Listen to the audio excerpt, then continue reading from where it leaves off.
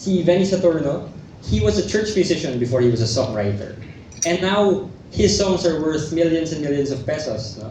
And it's not like a rags to riches story. I'm just saying that music education, we don't think of it as something formal. You can't earn it from a conservatory. You can't earn it. It's not something that you earn on paper and people give you that signed paper and now you're a full-fledged musician. It doesn't work like that.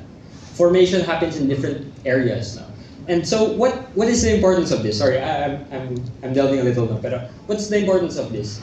If you starve one part of this model, of this framework, if you starve one part of the industry, the rest suffer, right?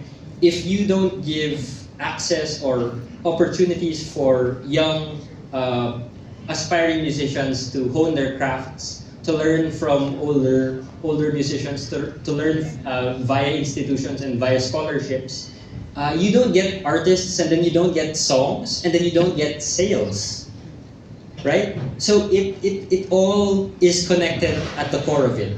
So that's why we had to incorporate it in a cycle. Okay, now for the data-driven part. These are part of the results of the survey.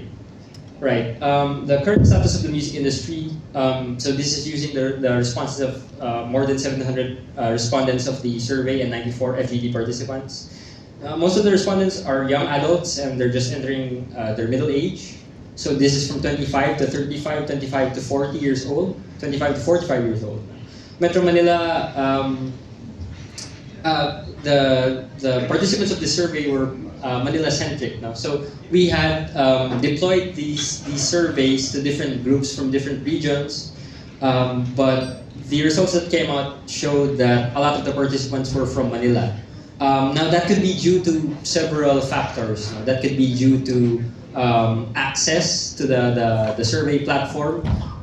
It could be due to our connections. Most of our connections are in Manila. So this is a highly contestable result of the survey.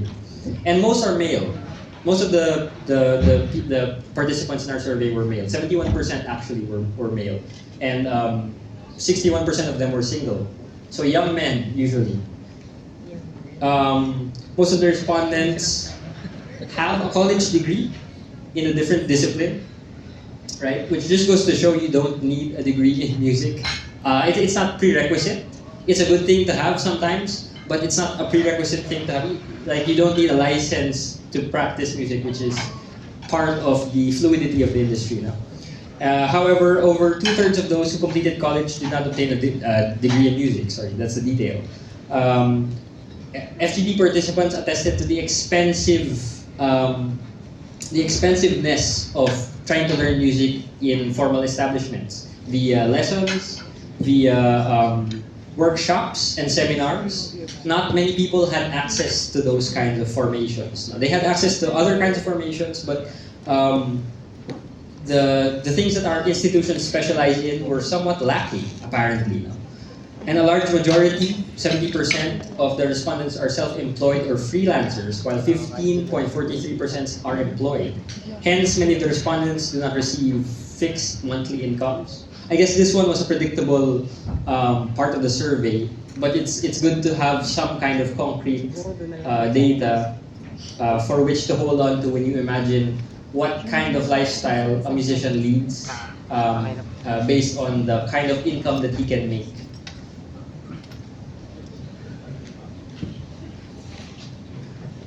Okay. Most of the respondents have between 6 to 10 years of involvement in the industry, while 21% have more than 20 years of involvement. One of the striking results presents that over half of that percentage, are not members of any music organization or collecting agencies.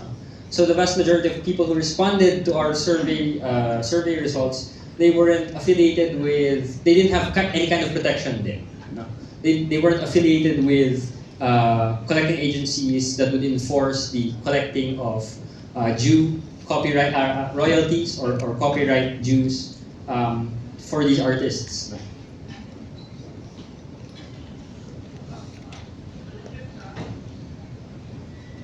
The majority of the respondents agree that they are satisfied with their involvement in the industry. This is a question, a formality question. Based on our ethics review, we had to include this, no? And strongly agree that what they like most about the industry is the fluidity of artistic expression. And most of the respondents strongly agree that what they least like about the industry is its financial volatility, or the financial insecurities that you meet head on when you're participating in this industry.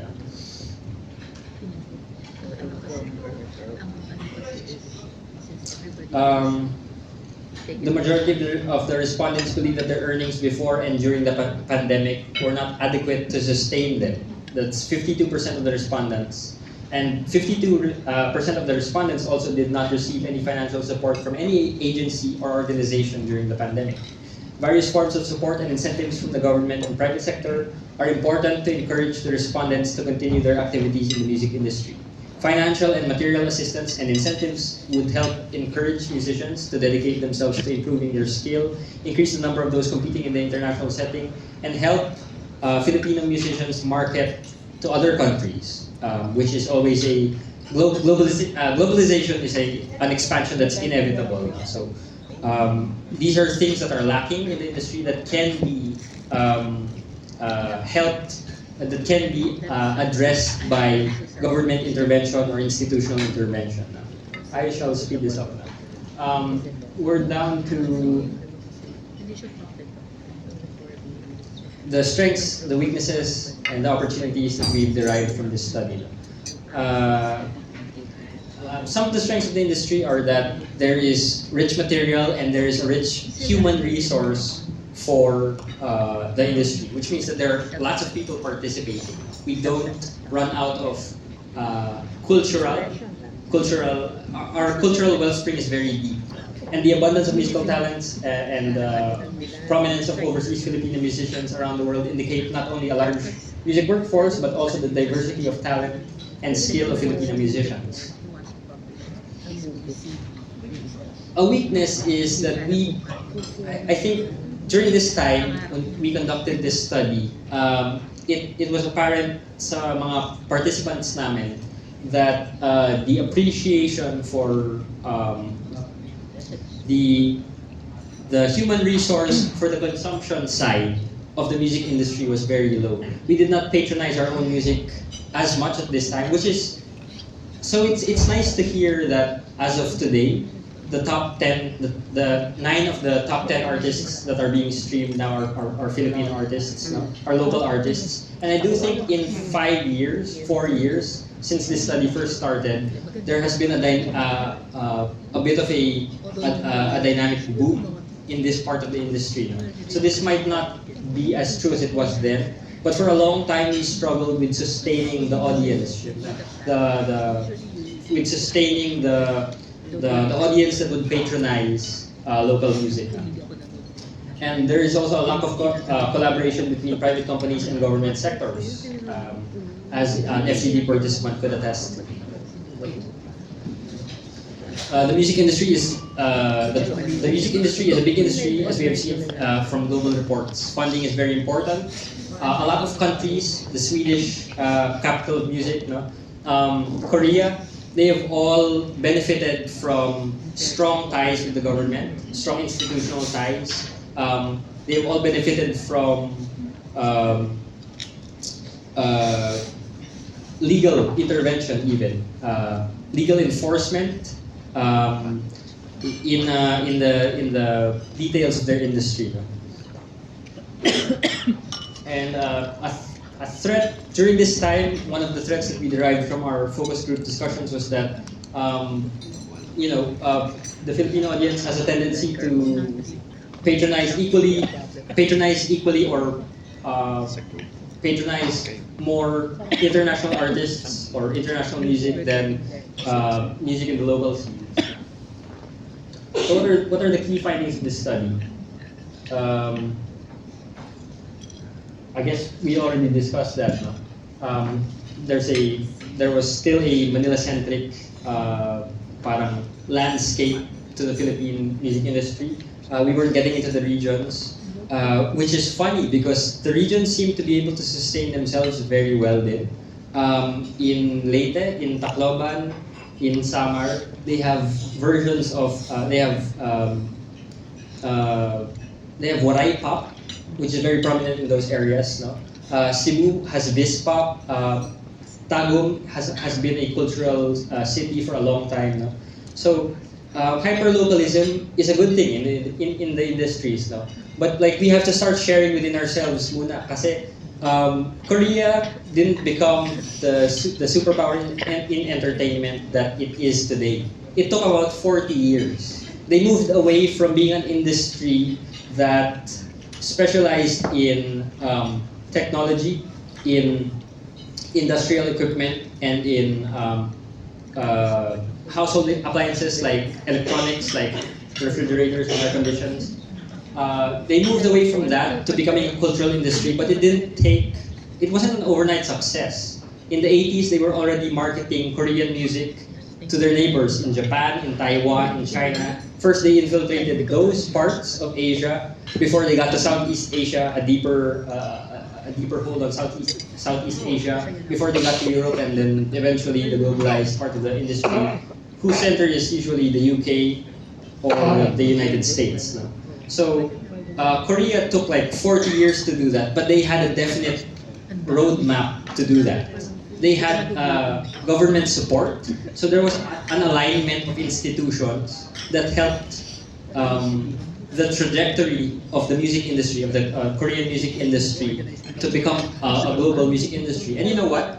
When you go to Korea, the appreciation for forms other than popular music, Korean popular music, so other forms of cultural music, ethnic music in Korea is very high.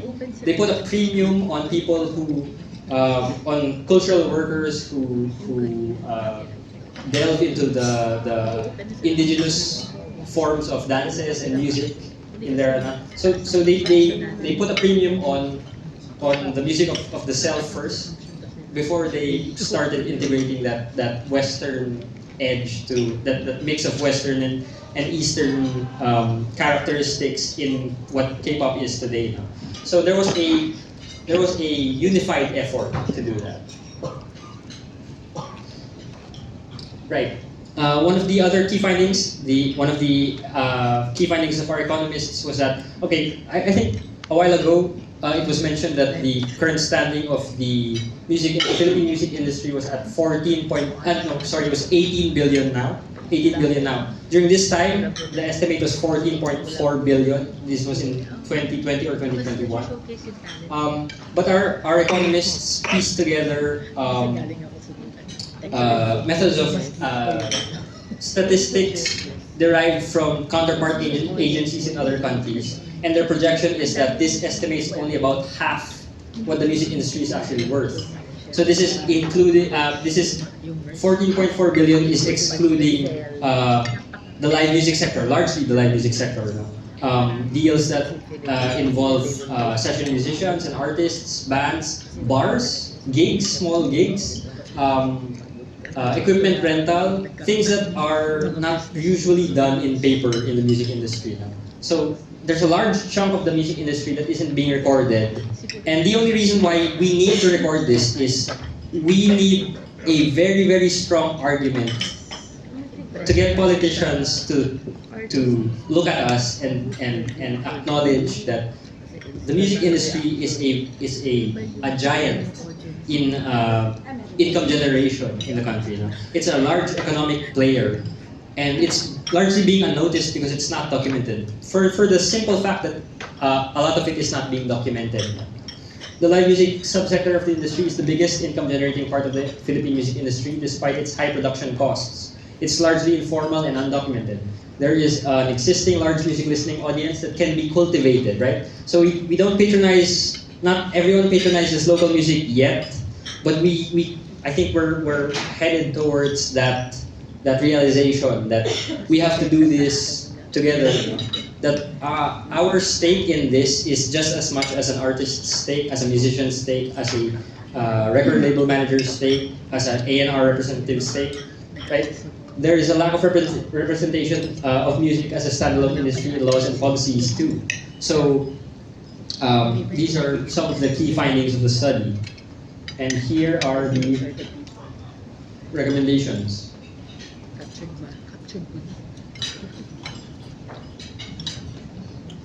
Right?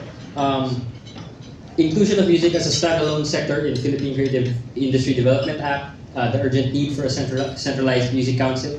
These are recommendations from an academic standpoint, and the nice thing about the academia is time and time again it's proven wrong. So as the industry develops, these things, these facts can change. No? These recommendations can change too, but we have to start somewhere. We need to support artist development and training as there is an abundance of talent, there's an abundance of human resource. We need to address the lack of effective protection of intellectual property rights of local artists. We need to do this again as unified players of the industry. We need to do this in collaboration with large institutions and the government. And we need to maximize the innovation of technology in the music industry because that's a large driver of the landscape of the industry. So right now, Musika Pilipinas is in the second phase of its life, which is a 3-year grant which started in November of 2022.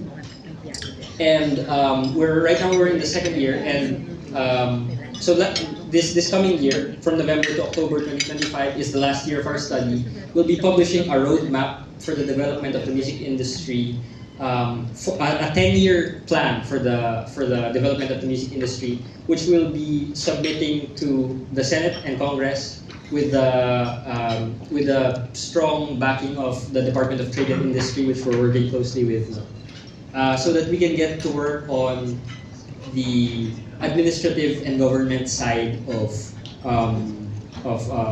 implementing developmental plans for the industry.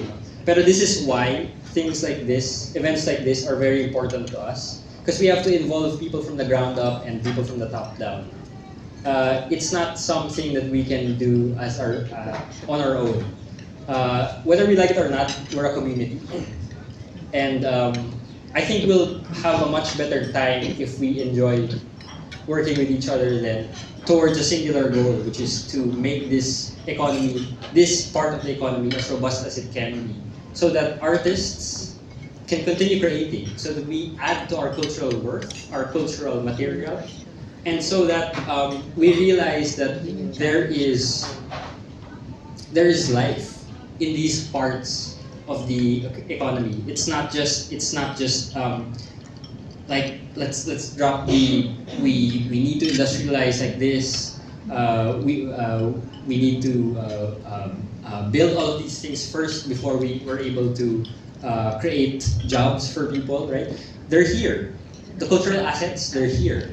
So we need to have a unified effort to develop these parts of our industry.